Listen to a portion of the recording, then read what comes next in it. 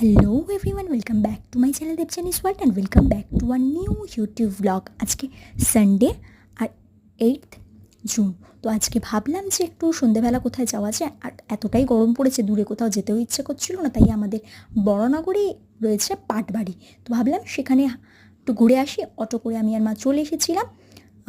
এই পাটবাড়ি একটু আগে নামিয়েছে অটো, তো সেখান থেকে ডাইরেক্ট পাটবাড়িতে চলে আসি।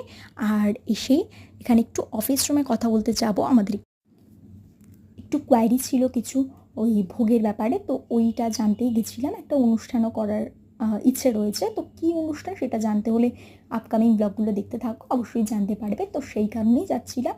তো মোটামুটি জানা হয়ে গেছে। আর এখানে আরও অনেক কিন্তু জিনিসপত্র পাওয়া যাচ্ছিলো, চন্দন কাঠ, তুলসী মালা এক্সেট্রা অনেক কিছু। তো সেগুলো একটু ঘুরে দেখলাম। তো তারপরে এখানে চলে এসেছিলাম, কারণ এখন সন্ধ্যা আরতি হবে। এখন ঘড়িতে বাজছে ওই মতো ধরে রাখো ঠিক 6:30। আর এখানে এখন 6:30টার সময় সন্ধে হয়, তো সেই কারণেই সবাই সন্ধে পুজো 6:30টার পরেই দিয়ে থাকে। তো সেটাই দেখছিলাম। আর এখানে অনেক দেবদেবীদের মূর্তি রয়েছে, তো সেটাই ভাবছিলাম ঘুরে দেখব।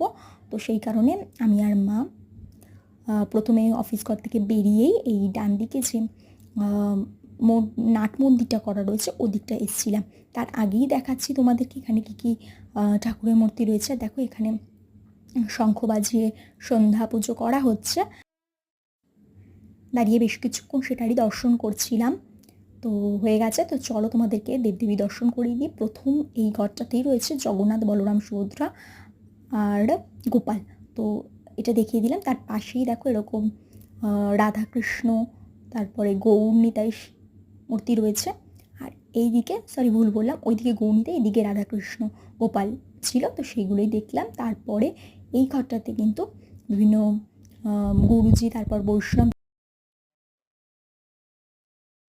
যারা যারা এখানে রয়েছে তাদেরও কিছু মানে মূর্তি ফটো বসানো ছিল। তো সেগুলি ঘুরে ঘুরে দেখছিলাম, বেশ ভালো লাগছিল। আর এখানে প্রাচীন পুরাণ কাহিনী সম্বন্ধে একজন বক্তৃতা দিচ্ছিলেন, মানে সমস্তটা গল্পের মতো বলছিলেন। তো সেটাও শুনতে বেশ ভালো লাগলো। তো সন্ধেবেলা এখানে আসলে কিন্তু কী করে সময় কেটে যায় সত্যি বলে বোঝানো যায় না। তো প্রতিটা ঘরই ভাবে একের পর এক ঘুরে দেখছিলাম। এই করতে করতেই মোটামুটি আজকে সন্ধেটা খুব সুন্দরভাবে কাটালাম। আর একদম শেষে ছিল এই মন্দিরটা। তো এটা শেষে দেখে সামনে তুলসী মঞ্চ ছিল, সেখানে আমি প্রণাম সারি। ও তারপরে আমি আর মা বাড়ির উদ্দেশ্যে রওনা দিই। আর ফেরার পথে একটু মোমো কিনে নিয়ে এসেছিলাম, তো সেটাই এবার বাড়িতে বসে খাবো।